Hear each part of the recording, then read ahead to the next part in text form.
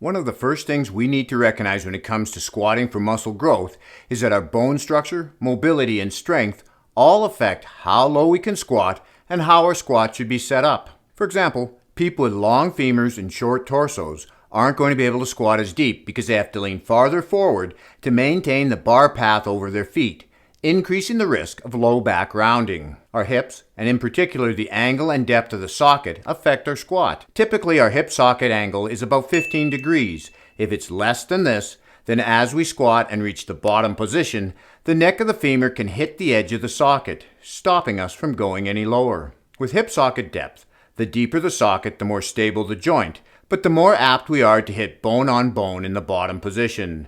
The more shallow the socket, the deeper we can squat, but the trade-off is less stability. Finally, the shape of our femur affects depth. The more vertical the top of the bone is where it attaches to the socket, the more difficult it'll be to achieve a deep squat. So no matter what the science says, we first and foremost need to recognize the limitations of our body and make adjustments to compensate. A study done in 2019 did find muscle growth in the gluteus maximus and adductor muscles were significantly greater in the full squat than in what they called a half squat, but they were actually doing a parallel squat. When it comes to building muscle, we always train with a full range of motion. We don't do half repetitions when we bench press or arm curl.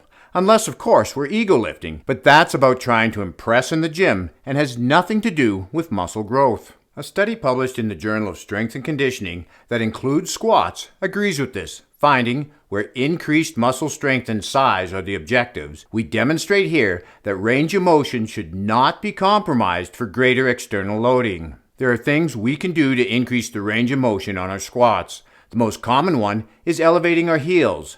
This helps if we have mobility issues in our ankles, which tight calves can cause. When you buy shoes made for squatting, they come with a raised heel, so you don't need to use plates. When I first started to deep squat, I needed to stack up 3 plates to get right ass to grass without rounding my low back. But now that I've been squatting deep for a while, I only need a single plate as my ankle mobility has improved from doing deep squats. For us home workout guys, another advantage is deep squats brings us to technical failure with less weight. I do goblet squats to get a full range of motion. Having the resistance in front allows for a more upright body position and can help those guys with long femurs get a deeper squat. A front squat is going to allow you to go deeper than a back squat, and in turn, a high bar squat will be easier to squat deep with than a low bar squat, as the low bar squat has you leaning farther forward in order to keep the bar path over the middle of the foot. Going with a wider stance allows us to squat deeper for a couple of reasons. It reduces the amount of our leg or femur that travels behind the bar path, enabling us to remain more upright, resulting in a deeper squat. Squatting with a wide stance opens up the hips, changing the orientation of the neck of the femur in relation to the hip socket. This too allows for a deeper squat. When it comes to our knees, and I have one that gets cranky from time to time, if they are causing you pain, then it's best to avoid any range of motion where you feel discomfort. You're better off doing a part squat pain-free.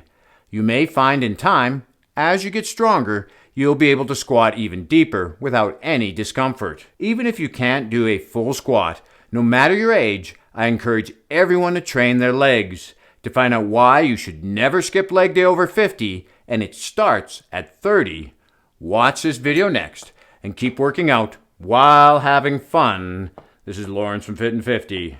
We'll talk to you again in the next one.